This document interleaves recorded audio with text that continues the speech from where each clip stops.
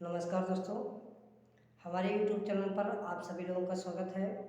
मेरा नाम अभय राज वर्मा है और हमारा जो YouTube चैनल है अभय राज 1.2 है।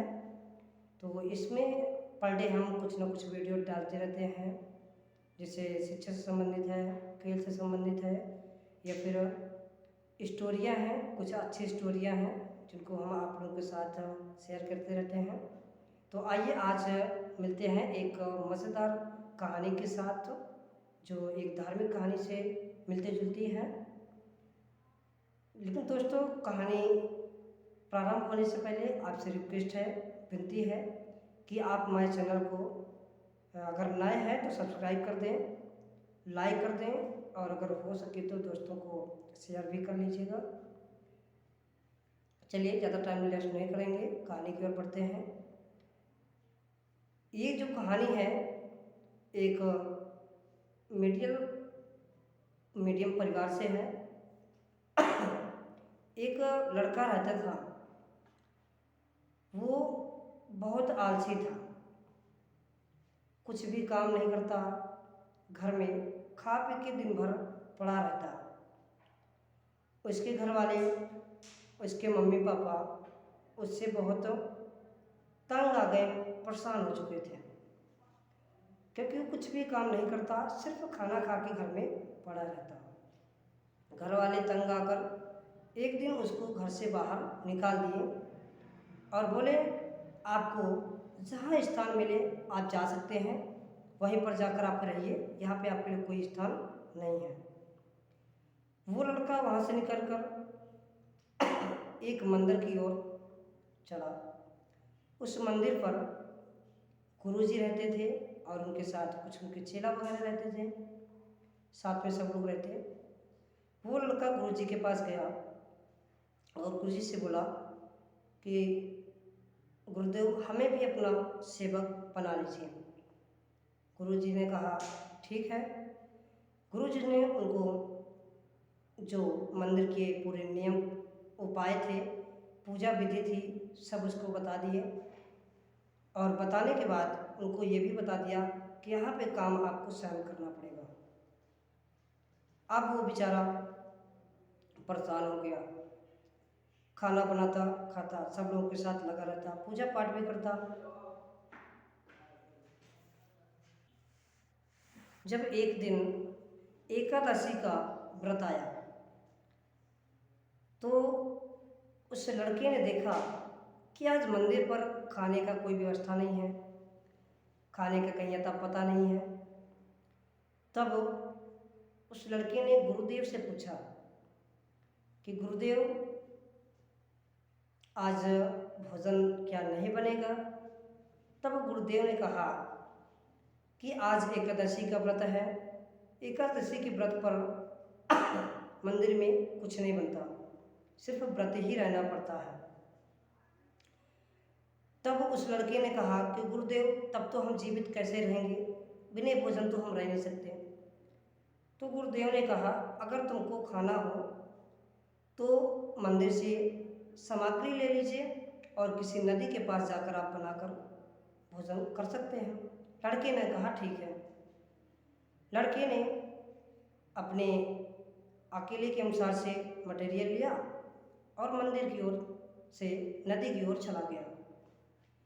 नदी में जाकर के,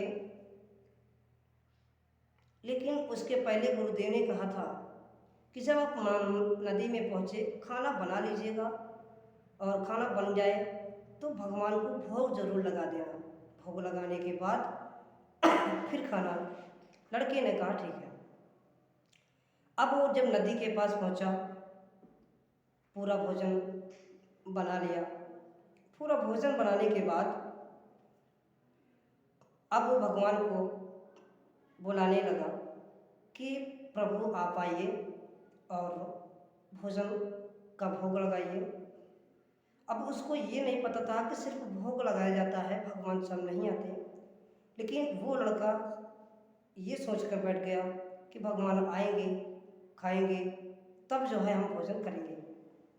अब वो बहुत देरों से बैठा हुआ भगवान को विनती कर रहा था। सुबह से शाम को 4 बज गए, भगवान ना आए।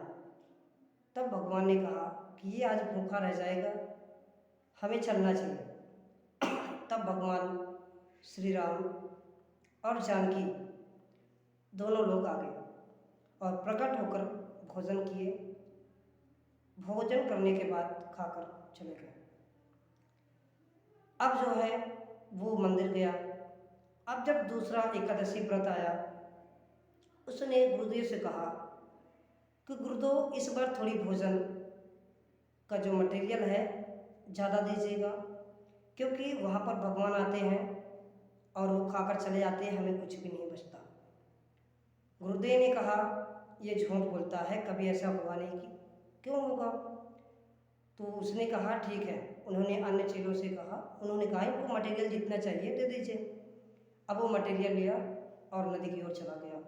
फिर बनाया, फिर भोग लगाने के लिए भगवान को उसने आमंत्रण किया। अब इस बार भगवान श्री राम, सीता जी, लक्ष्मण भैया तीनों लोग आ गए। अब जो है वो भोजन किए और करने के बाद चले गए। अब वो बहुत दुखी हुआ कि हमें तो कुछ बचता नहीं है। अब वो घर आ गया।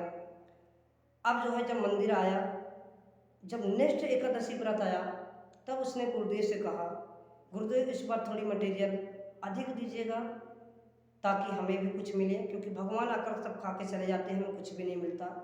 भगवान को उसकी बातों पर विश्वास नहीं हुआ। भगवान गुरुदेव ने उसको जो है आटा सामग्री सब दे दिया और कह दिया ठीक है आप जाइए। अब वो जो है आटा लेकर नदी के पास चला गया।